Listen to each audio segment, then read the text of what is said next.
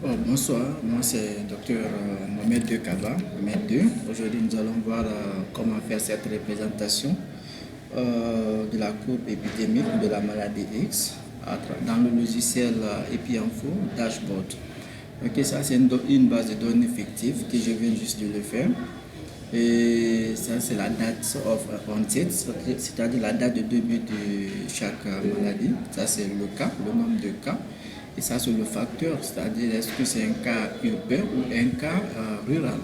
Donc nous allons importer cette base de données dans le logiciel EpiInfo Dashboard. La base de données, nous allons essayer de changer l'extension de la base de données car le fichier est en Excel. Et chercher l'emplacement. Voilà, ça c'est la base de données X. Ok.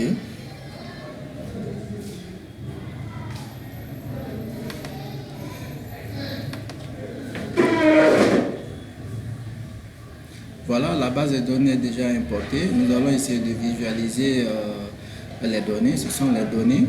Et passe maintenant à la représentation de cette base. Ok, EpiCorp chat. Voilà, et la variable principale ici, c'est la date de début de chaque maladie, date of onset. Et oui, ça c'est le cas. Ok.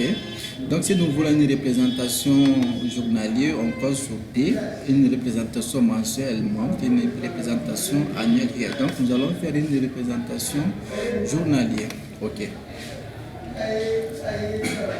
Voilà, la base de données est représentée. Nous allons faire une mise en forme de cette base de données. Display. Ok.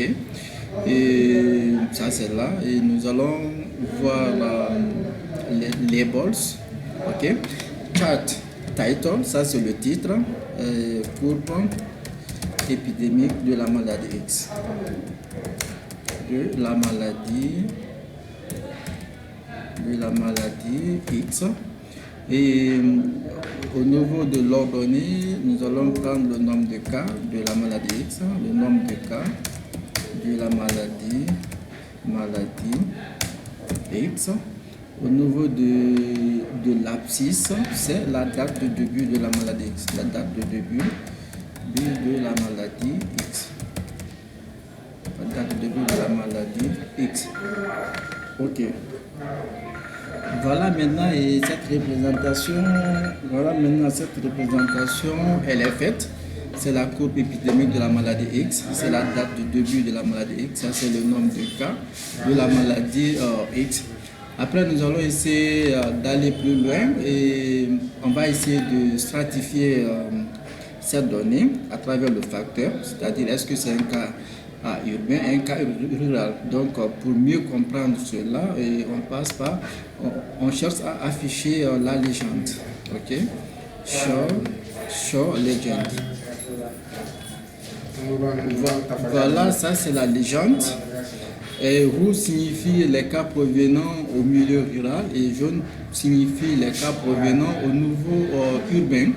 Ok, et nous allons encore plus loin. On cherche à afficher ici les cas sur chaque chart. Show attenuations. Voilà, les cas sont déjà représentés sur chaque chart.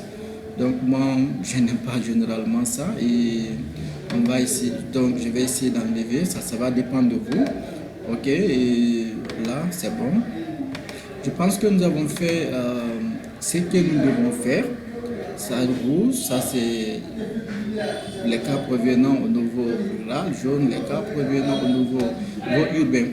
Donc si nous voulons changer la coloration, il suffit de venir là, color.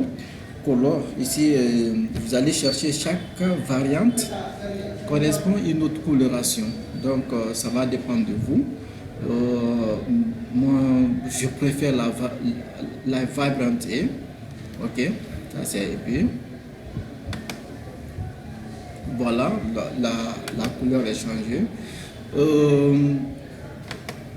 Je vous remercie d'avoir suivi ce cours. Si vous avez une question, vous pouvez poser la question.